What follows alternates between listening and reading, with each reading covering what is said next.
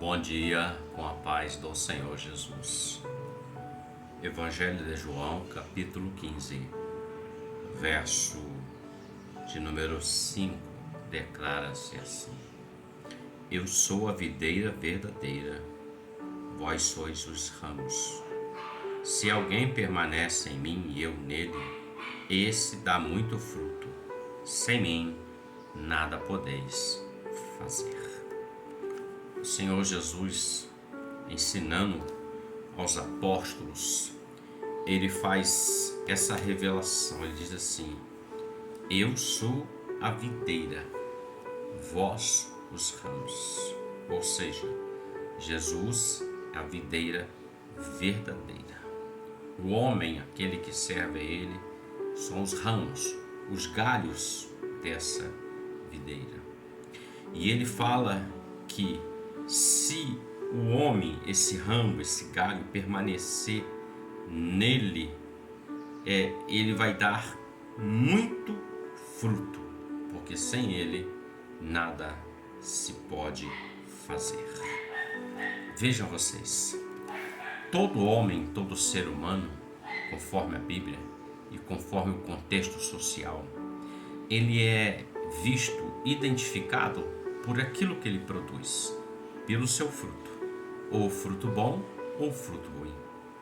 E Jesus fala que o homem que está nele, que é a videira verdadeira, porque existe as falsas, é lógico, a falsa adoração, a falsa videira. Todo aquele que está nele, que é a videira verdadeira, é chamado de ramo.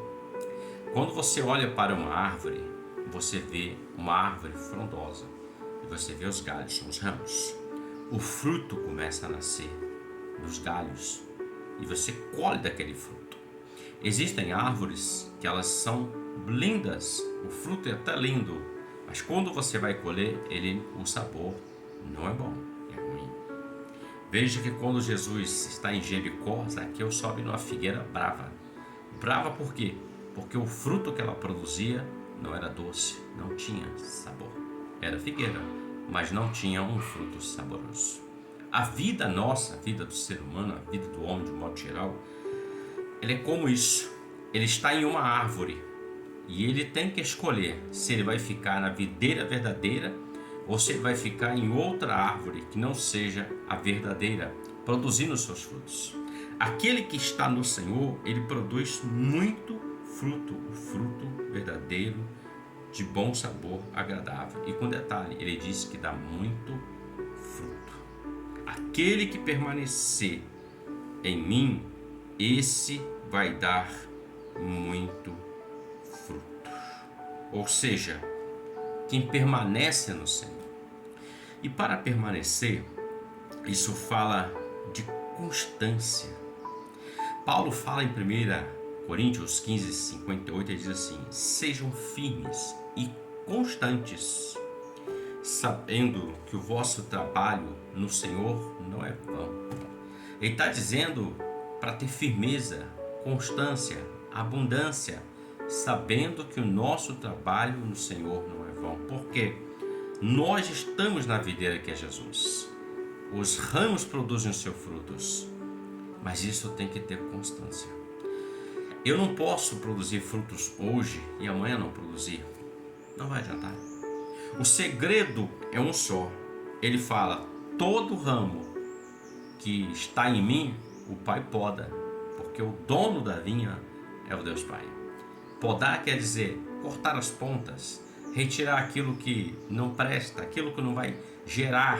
Isso fala de nós, da limpeza que o Espírito Santo de Deus faz em nós, para que possamos produzir o fruto agradável aos homens que dê glória a Deus.